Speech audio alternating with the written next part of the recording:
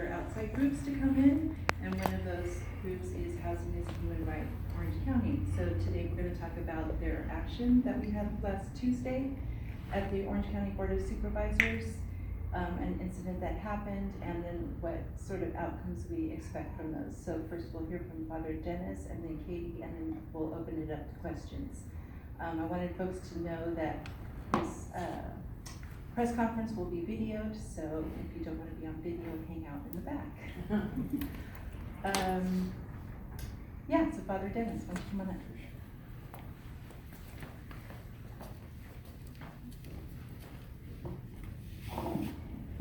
I think all of us who were there at the conference were somewhat surprised or shocked really at how it went.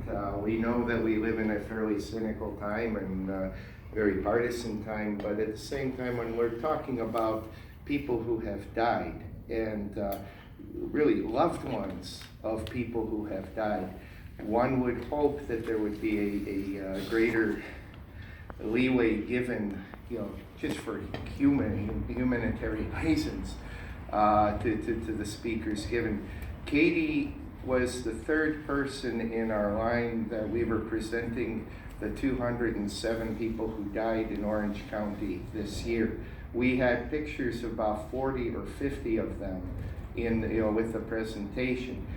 Her father was one of those who died, and yet we were all given only 2 minutes to speak, and that was enforced even to her really in a very, very inhuman sort of a way. Again, we can be talking about anything under the sun, that may be true, but at the same time when it comes to this, when it's really about people and people who are close, one would hope that there'd be more of a leeway given. And so with that, a number of us were quite upset at the end of this to say, what have we become?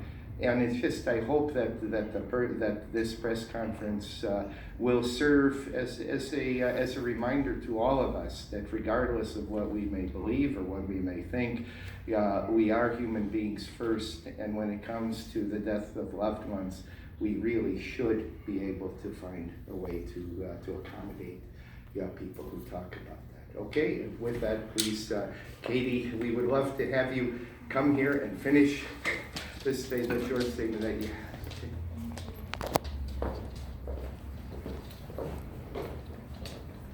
Thank you so much, Father Dennis, and Housing is a Human Right, Orange County, and everyone who's here today, Sharon Quirk-Silva's office, and OCO. Thank you so much. And I'm here with my sister, Paul Brazer.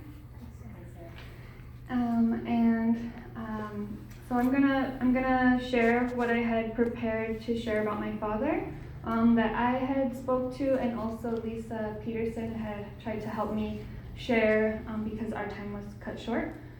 But the purpose was to honor my father and to share and uplift his story, our story, and call on the Board of Supervisors to really hear what's happening on the streets here in Orange County and to take action that's adequate and appropriate. My loving father, Paul Frank Brazer, was one of the people we lost in Orange County this year to homelessness and the lack of appropriate services. After over a year, really years, of navigating and seeking help from so many agencies here in OC, my dad passed alone around 4 a.m. on April 10th, 2019. He was only 55 years old. He passed away a few streetlights from where we had lived for so many years in Fountain Valley. 2 weeks before that night, we went to dinner and I told him I believed in him and that I had hoped that things could still turn around. He said he believed it too, and I knew it was important to say out loud because the things we had experienced navigating programs and systems here in Orange County had been very disheartening and cruel. And I knew I really wanted to share with him from my heart, that I really had that faith, because I knew that he needed that encouragement, and I hoped that the power of our faith would help. I miss and grieve him all the time. My gratitude for all that we were able to experience together is the only thing that gives me comfort. I often say that my dad, I really feel our time was cut short, but he lived so intensely and we did so much that I feel I see people that have their parents for a longer amount of time but may never get that kind of bond. So that's the only thing that gives me comfort. He was so much of who I am and gave us everything he could since before I was born, and loved me and the three of us with all of his heart, and us him.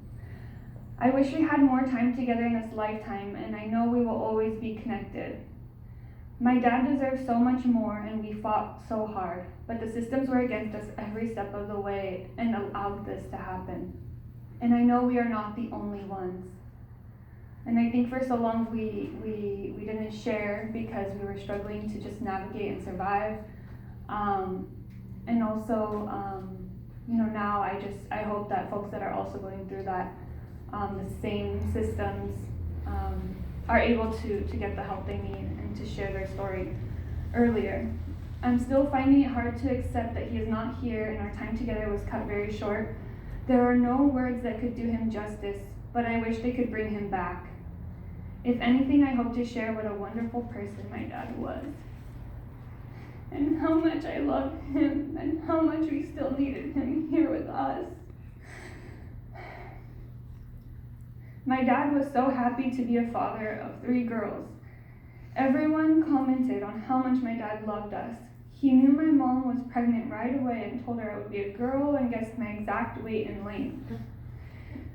For some time he cared for me as a single dad and was so joyful and energetic about it.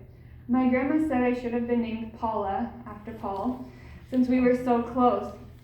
He helped me build all of my science projects, art projects, and homecoming floats for not only my class, but my classmates as well. He taught all of us to swim, including any friend that visited and didn't know how. And in fact, one of those friends recently reached out in a private Facebook message and shared that memory. He enjoyed cooking for us and seeing if we would enjoy the dish. And my sister Sarah, do you want to share anything about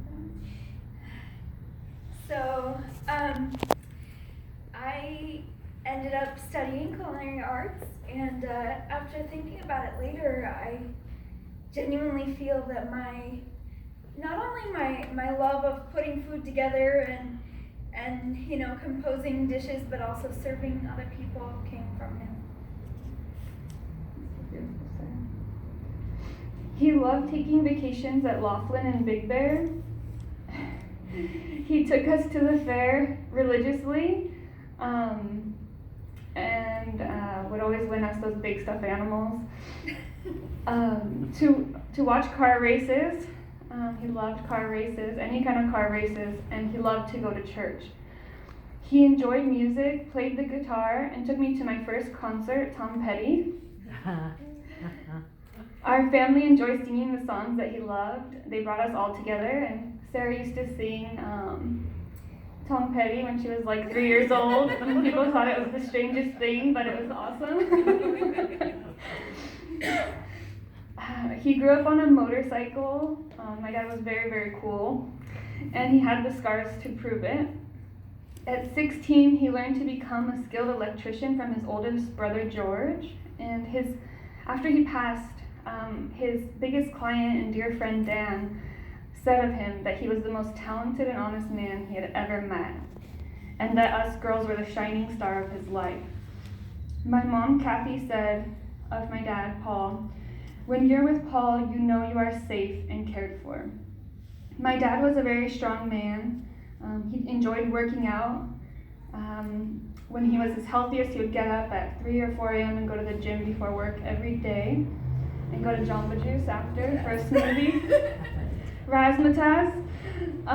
But he also was strong emotionally because despite all the trauma he experienced, he lost his dad at an early age as well.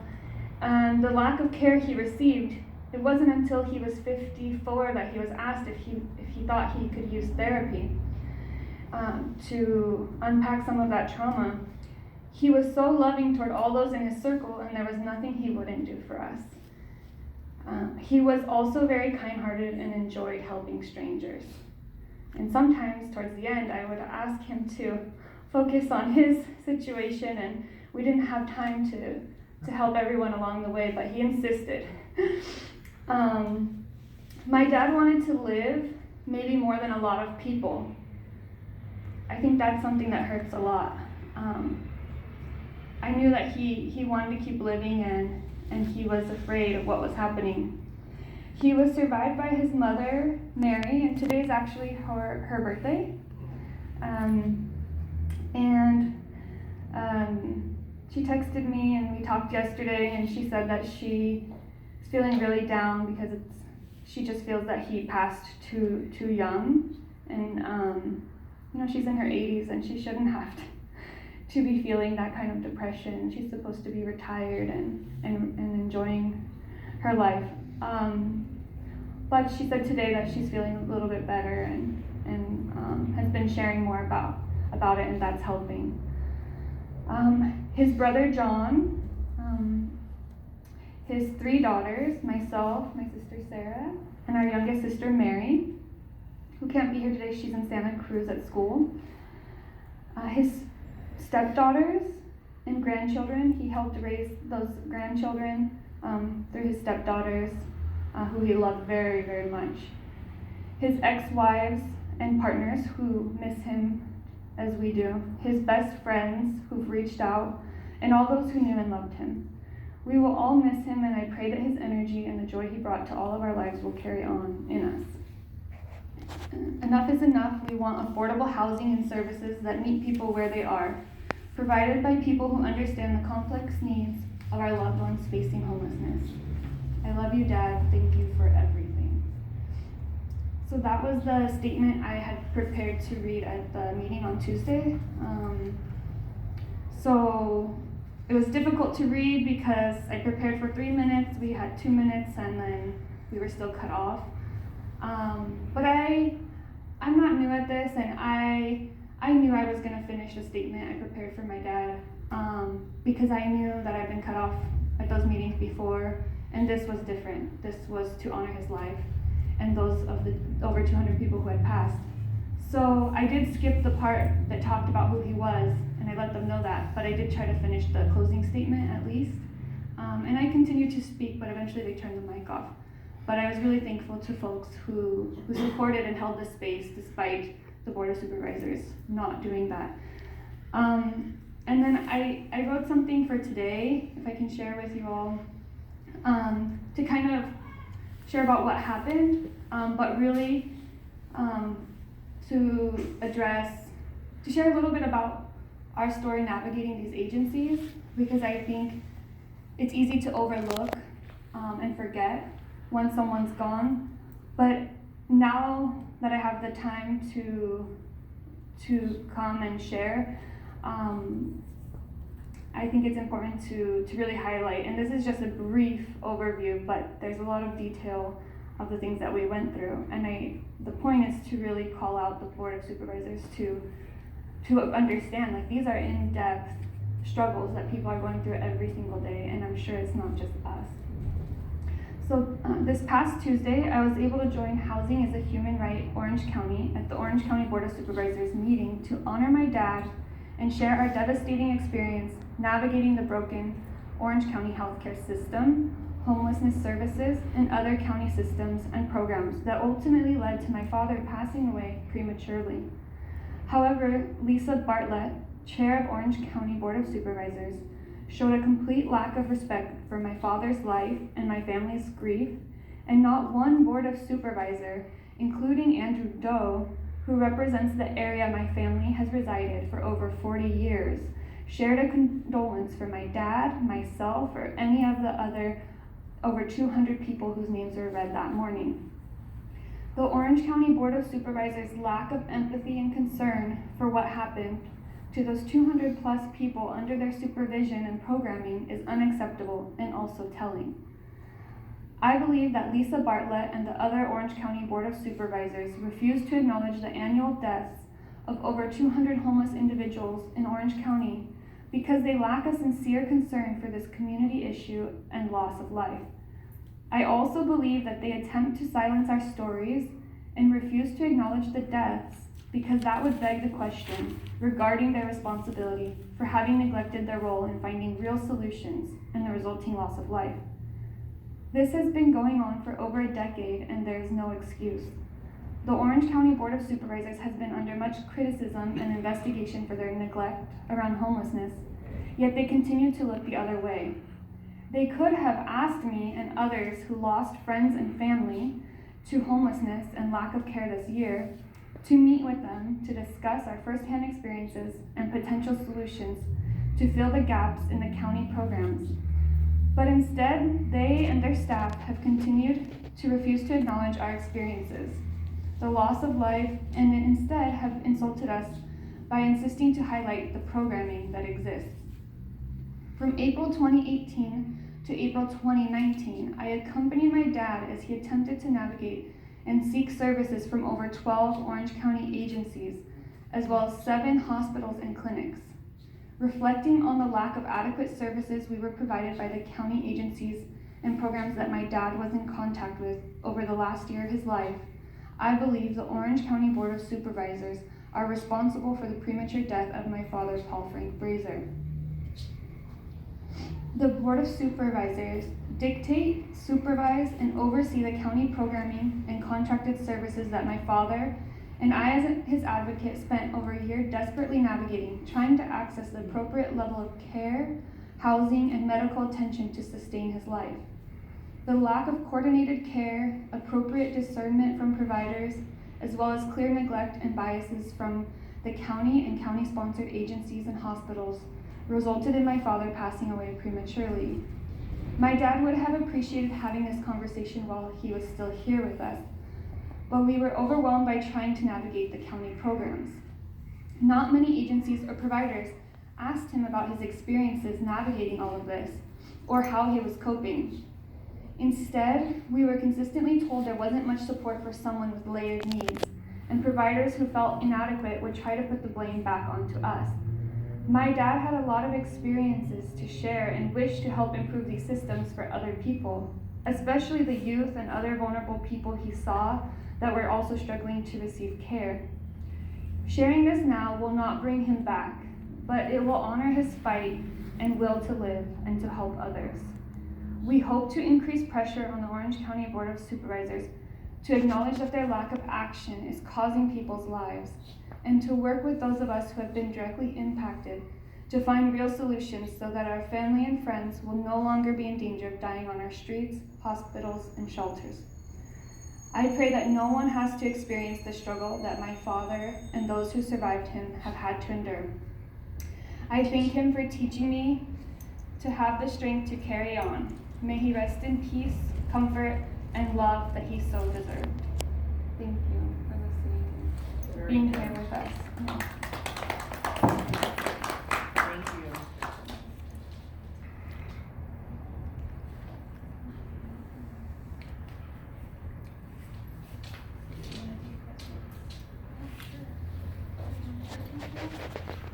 So thank you all so much, first of all, and anyone who is also watching and sharing. But I think at this point we wanted to open it up for questions, if anyone has questions or comments. Sarah, thank you very much for coming out in this private time that you've come out to convey your thoughts on your loss. And I, for one, and I can speak for the people in the room here, that we're not going to let this go. You know, because this is something that we just can't let go. So what can you ask of us that we can do for you as far as speaking? We're going to go back to the Board of Supervisors. It's a place I don't like to go to, but now I will make sure I go because we're not going to let this go. This is just appalling. And the breakdown in the system just totally irks me in this day and age. And what would you like us to do to perpetuate and to remember your father? Thank you so much. Thank you for asking, Mark.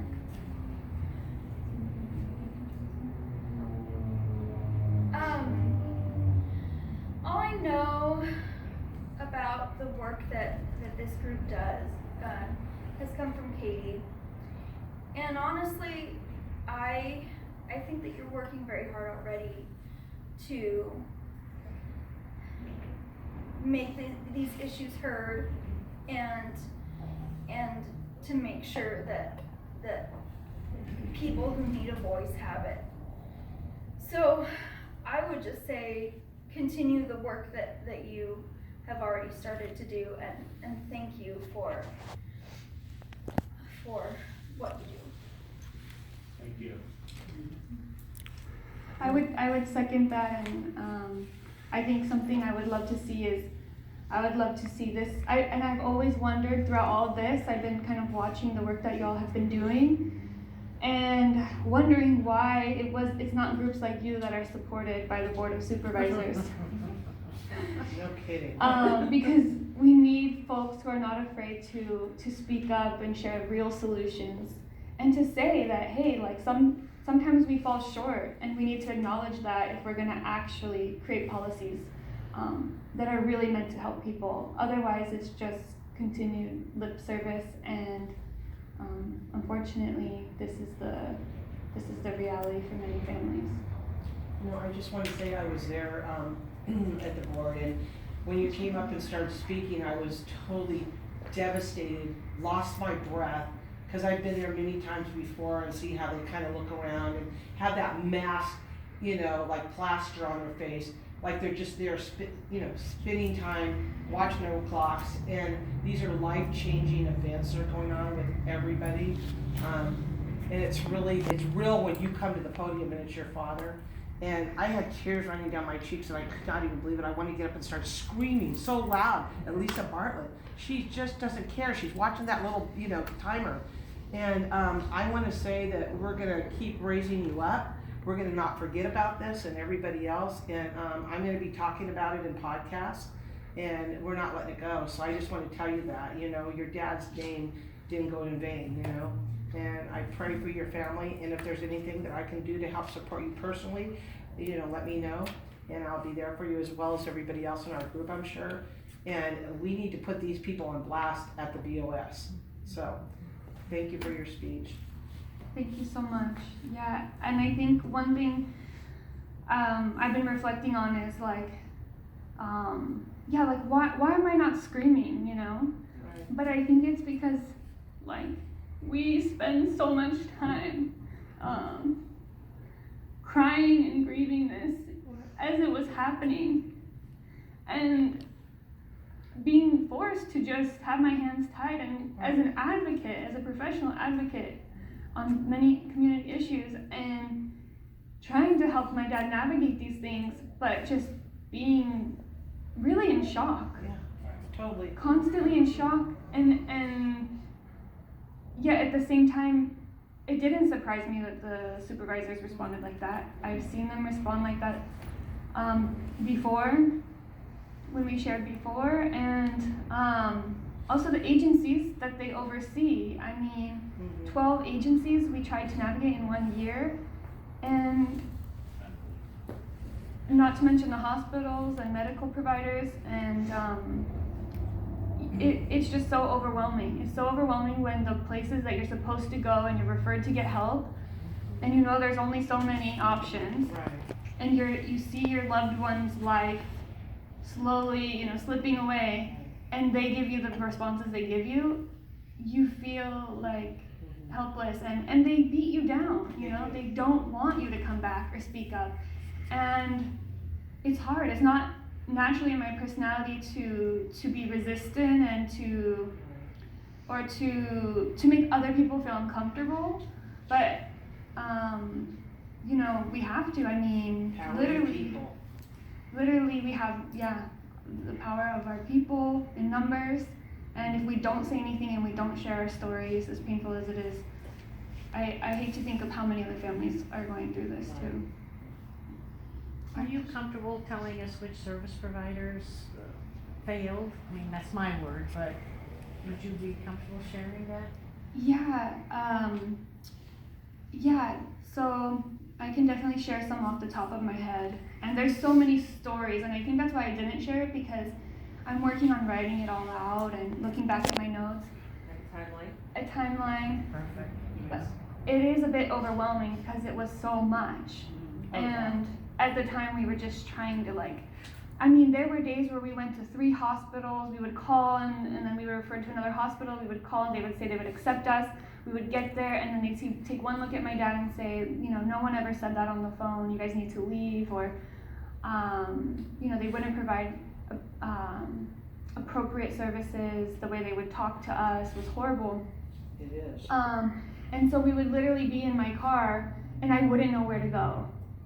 And mind you, you know, I'm supposed to go to work and take care of myself, but my dad, who's given me everything and is one of the best people I know, I'm just watching him, and what am I supposed to do? And I've had MAP programs tell me that, you know, well, we're sorry, we can't take him.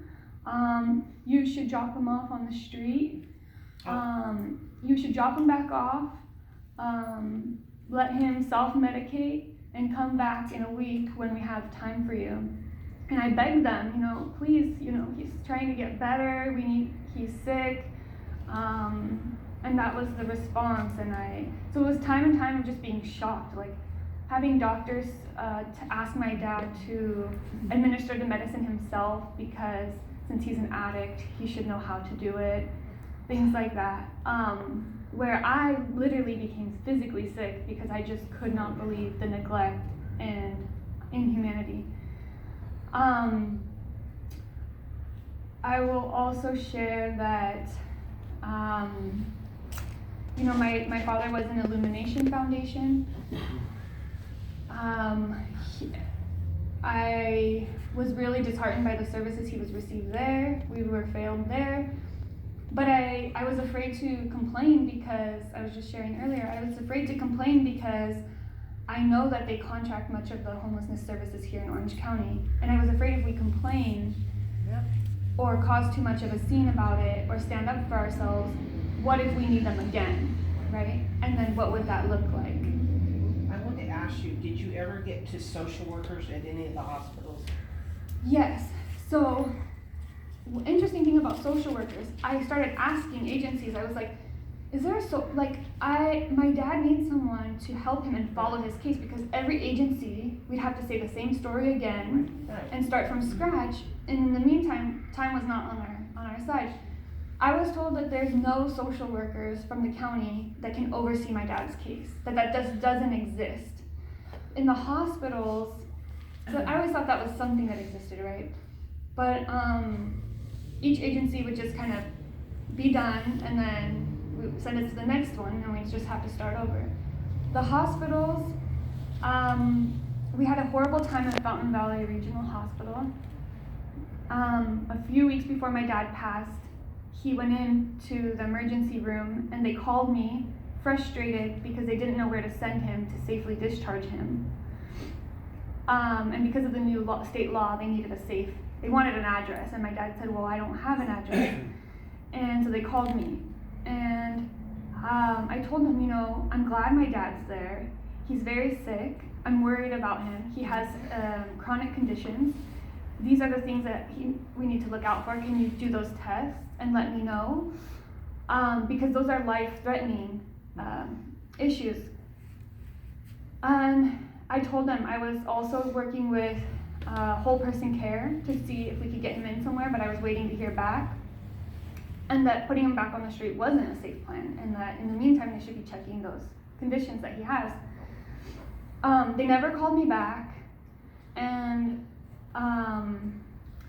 he just ended up back on the street. And he never called me back, and I never really understood what happened, because my dad did not have a cell phone at that time. Living on the street, every time he had a cell phone, we'd get him a backpack, and he'd get all his paperwork that each agency was requesting to provide any services. He was walking back and forth from agency to agency, trying to take the bus if he could get enough money at that point. Sometimes the shelters wouldn't give the passes. And then his backpack would get stolen every week, and the cell phone. And so by that point, he couldn't even call me to say what was happening. And I was worried about him on the street with his medical condition. And I wish I could share this more, but it's so much and it's hard to know, It is. there's a lot in this timeline, and I didn't start from the beginning, but there were many other, what was it? Did you want to say something? Yeah. There were many other agencies, and I'm also talking to some attorneys about how to address the negligence. So I'm also trying to be careful, what I share, I guess, because I don't know what's okay to share. But I will tell you that my dad was, for drug-related, he was criminalized as well. He was actually tried for driving while having had a substance abuse disorder. Something the public defender said they had never heard of before. But he wasn't under the influence, so they insisted on trying him for that. For having someone who drives who is known to have had a substance abuse disorder at some point in their life. And the public defender said there was no way that would move forward, but unfortunately the bias of the jury and the DA attacked him. Basically said he was not worth giving another chance to live. So we were also navigating that, which made things more complicated, and the programs did not step up or address that situation. And so at some point he ended up being in Theo Lacey, and his doctor, he had a specialist who was very concerned because he was supposed to start treatment for his chronic disease. So we were trying to have hope that he could get better, and we were seeing that specialist. My dad was really nervous about that when he found out he was sick. And I tried to cheer him up and tell him, it was okay. And for a while he lived with me for a few months until he got arrested for the warrant, because he was trying to get better through all of this, and the shelters put him out, and eventually he didn't end up at his probation, so he ended up getting picked up. And then I told his doctor, and I called Theo Lacey and talked to the sheriffs, I talked to the medical staff, but then after that they refused to talk to me again. They refused to give him his medicine or any medicine, his current medicine or his treatment he needed. In the meantime, my dad kept going and asking him, and I encouraged him to do that. And every time I visited him, he was there for Christmas and his 55th birthday. He was so depressed and he was so sick. He could barely, sit there and look at me, and it wasn't like him, and I knew he was very, very sick. And I encouraged him to keep going, and he's like, I go, and they just give me Advil, or they literally told him, I believe it was the doctor told him, why don't you just wait? Why don't you just wait a few months till you get out? It's not gonna happen here, you're not gonna get your medication. But other times they would tell him, okay, you'll be seen in a few weeks by a doctor, we'll call you, and then it would never